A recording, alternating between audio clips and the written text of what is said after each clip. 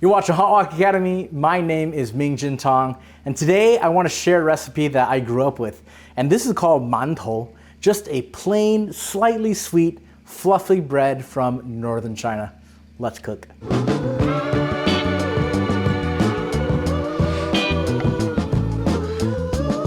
Okay, here is what we need to make our mantou. So what you have here is a sifter with flour. You can kind of see there's some flour coming out from there.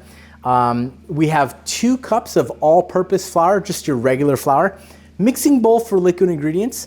And in that is going to go sugar. We've got yeast. This is just regular sea salt for saltiness. And we've got about a little over a cup of milk. And for our tools, we're going to be using a bamboo steamer. And you'll see later that the bamboo steamer sits on top of a wok. And of course, I've got my bench scraper. And this will also be my dough cutter for the table. And I've got a whisk to mix all the ingredients together. Here's how we make the dough for this recipe. So what you want to do is you'll want to start with your yeast. This is just instant yeast, and it's about 1 teaspoon here. So let's go ahead and put that into our mixing bowl, our target mixing bowl there. And of course, yeast is alive and it needs some fuel. That's what causes it to make the rising action. So the fuel that we're going to be using is sugar. And what we're going to do, I'm actually going to add probably about half a cup of sugar there. Now, that is quite a lot, but the sugar is also acting as a way to sweeten the bread for the recipe. And then I do also want to add just a pinch of salt. And salt is always good to help bring out more flavors. Not to make it salty, but to help the flavors to really be combined. And then I've got here my milk, and that's about 1.5 cups of milk. So I'm gonna go ahead and pour that all in. And the reason we use milk and not water is that milk will add kind of what we call in Chinese a sweetness or a freshness to your buns that you're making, okay? So let's give that a good mix. And what's happening here is that everything is dissolving together, and we're gonna have essentially one liquid that's gonna go into the flour, and we will make our dough. So give that a good mix. I can still feel a little grain down there. This is gonna keep going. All right, that's looking pretty good here. Don't have to go crazy, but you just want all your ingredients mixed well together. And it's tempting to think, let's just go ahead and pour all of this into the flour. But you know, I have just found that it's better to pour some in, pour as much as you think you'll need, and slowly be able to add more to make it a little bit looser. So let's go ahead and add our mixture into our flour. And I'm gonna use probably about a little over half of what I've made. And I'm gonna take my ring off here because it does get a little bit sticky. And let's go ahead and begin to incorporate it together. Now, this particular dough that you're gonna be making should be light and fluffy. It should not be hard and tough. So as you're making it, keep that in mind, that the feel of the fingers is that it should be a very soft dough. And if you're wondering, well, what's the difference between a soft dough and a hard dough? It's really how much liquid you're adding. You may want to add more liquid than normal when you're making like a normal bread. Chinese steamed breads are always very, very fluffy. That's kind of part of the value system when we make these things. Okay, so let me just show you what it is right now. You have some pieces here, but you can see there's still a lot of dryness. So I'm gonna keep mixing it. And what I wanna do is I want to incorporate all of it so that all of the dustiness has gone away, and all I have left is 1 clump of dough. Now I can tell just from experience, right now, if I were to start clumping this together, it might be a little bit tough. So I'm gonna add just a little bit more of my milk mixture, not too much because it does go a long way. Just about that much. And I want it to really be soft when I'm kneading it into one ball. It's gonna be sticky on your fingers. Don't worry about that. As you go, it'll stick to itself and off of your fingers in a little bit. I'm also doing this in a bowl by hand. To be quite frank, when I do this for my kids at home, I actually just use the KitchenAid. You could put all your ingredients into the KitchenAid and it'll do it. You never even have to touch any of the ingredients. It is a little bit more fun to use your hands, but that's an option for you as well. All right, let's really work this dough now. It's starting to come together, as you can see. All right, and I feel that it is pretty soft, and I like that. I think if I were to add more liquid, it might get a little bit too soft. So let's go ahead and go with the amount that we've got here. That wound up being probably 1 cup of milk altogether to our 2 cups of flour. So let's go ahead and work this here. Try to get this. I'm gonna pull it out now and work on my countertop. This is where the sifter comes in handy. Let's just give that a little bit of flour. Don't want too much. Again, I don't want to toughen up my dough.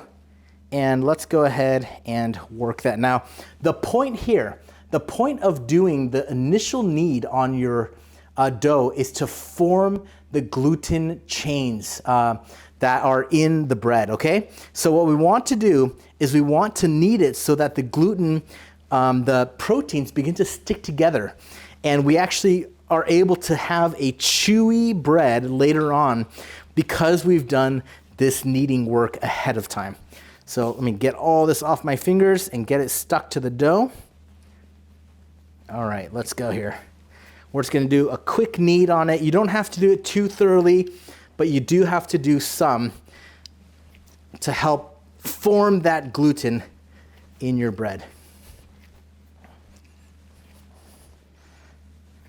All right, you can see it already coming together here.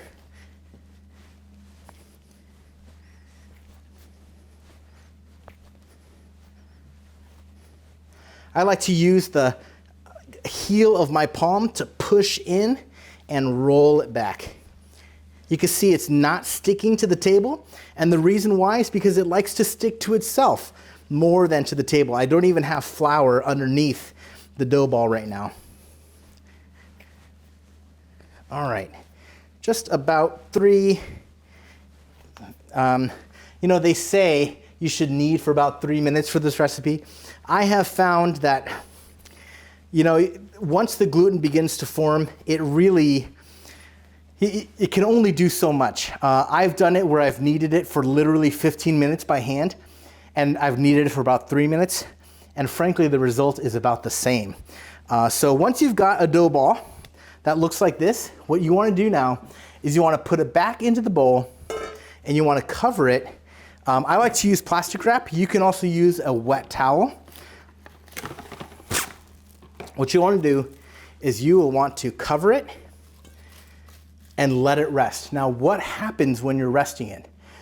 All those gluten chains that you made by pushing all of that together is going to begin to relax, and the yeast has a chance to begin to grow and to make that dough begin to rise a little bit. So let's go ahead and leave this for half an hour, and we'll catch back up after that time. Okay, after you've got your dough rested for about 30 minutes, it should feel rather tender. And look at this, it is. I love this feeling right here. So let me go ahead and unwrap that. And it did not stick. You know, sometimes it does stick a little bit more to the plastic wrap more than other times, and it's gonna be okay. Don't worry, if yours is sticky, you didn't do it wrong.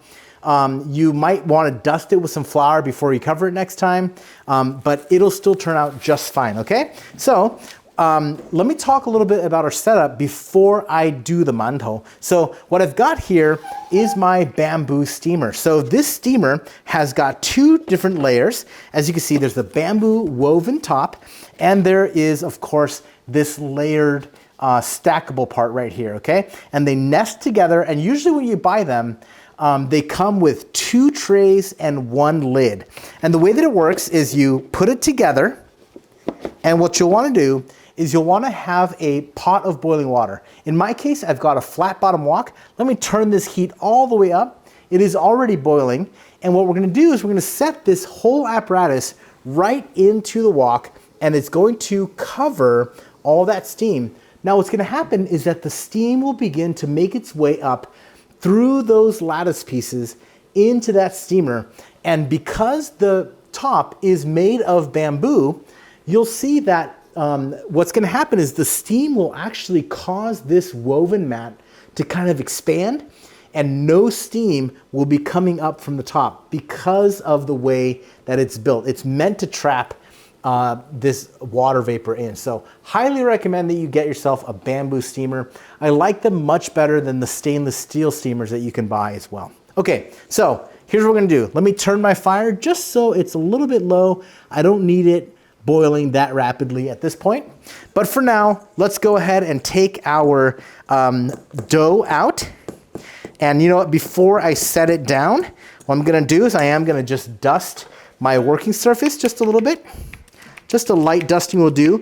You don't want to put too much flour down because you don't want your dough to get tough, okay? So let's go ahead and take this out. And for the sake of our teaching here, we're just going to use half of it, okay? So let's go ahead and cut that right in half. And we will save half for something else. For now, this is your dough, and it's got a great feel to it. I just love touching that here. I'm gonna just get a quick roll here in the flour. And what I wanna roll is I wanna roll out with my hand one even tube, okay? So I'm just gonna kind of roll down the center, and I'm gonna push it flatter and flatter. And from this amount, I'm just gonna make 6 mantou total. And again, that's from half of the dough, which was starting out with 2 cups of flour. So this is about 1 cup of flour. You can see kind of how big it's gotten, even just 1 cup of flour making this much. So let's go ahead and roll it. And we're gonna kind of lengthen as we go from the center out to the sides, and kind of lengthen and push down until we have one kind of strip of dough that is the same diameter all the way through, okay? And this part's a little bit fat, so I'll work that out. And again, I'm only gonna make probably maybe 8. I think I can cut 8 mantou from this. So that's still a little fat here. All right, let's see. That looks pretty good. Let's find halfway. I think that's about half right there. Let's see. Yep, that's it's not perfect, but not too far off. And let's go ahead. I am gonna cut it into fourths here. Same thing, cut in half, cut the half in half. All right, so there is our mantou. And you know what? This shape right here, where it kind of looks like a little pillow, that is actually the shape that we want. So what we're gonna do is we're gonna set them onto pieces of parchment paper, okay? And I've only got 6 here, so we'll go ahead and set these out. And excuse me, I'm gonna get 2 more pieces.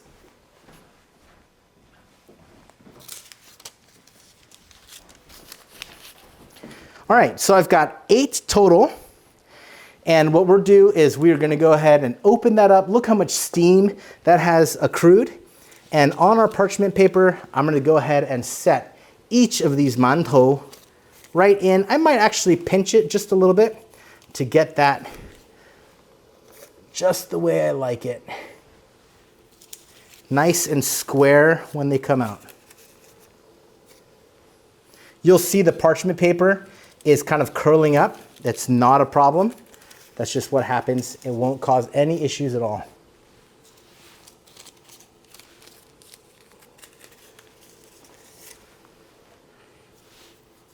Square it up. The parchment paper keeps it from sticking to the bamboo itself, which kind of can be a pain if that happens. So, all right, here's our last one going in. A little bit of room between each one. And we'll cover that up. We're gonna go ahead and let it steam. If you're making a bao with meat, you'll want it to be at about 15 minutes to bring the internal temperature all the way up. But because this is nothing but dough, there is no meat on the inside, about 10 to 12 minutes at a medium heat of steam is gonna be enough. We'll check back in when it's done. Okay, so we've got our mantou in the steamer. It's been steaming for about 12 to 15 minutes now. Let's go ahead and open this up and we'll have a look. So here's all of our steam coming out. And you know, because I made the roll so small, you kind of have these small little mantou, but oh, that's pretty hot. So here we have it. This is your finished mantou and super, super hot. I'm glad I have the parchment paper to help me. So let me let that cool off just a little bit. I'll just take a couple of them out so you can kind of see how they all turn out. There's one of the end pieces. Here's another, oh, one on the side. And ooh, you know what? That's hot enough for me. So this is how we eat them. Oftentimes when you find them, the mantou will be on this parchment paper. And when we were kids, what we love to do is tear it open, have it with some butter and some sugar. But before I do that, let's look at the quality. So the outside of the mantou is nice and shiny. It doesn't have a crust, but it does have a kind of a skin. So this skin usually is a shiny skin and it goes all the way around. And let's smell it. Got a really kind of a fresh smell. In fact, the bamboo imparts a kind of a smell to the mantou as well, which is part of the experience.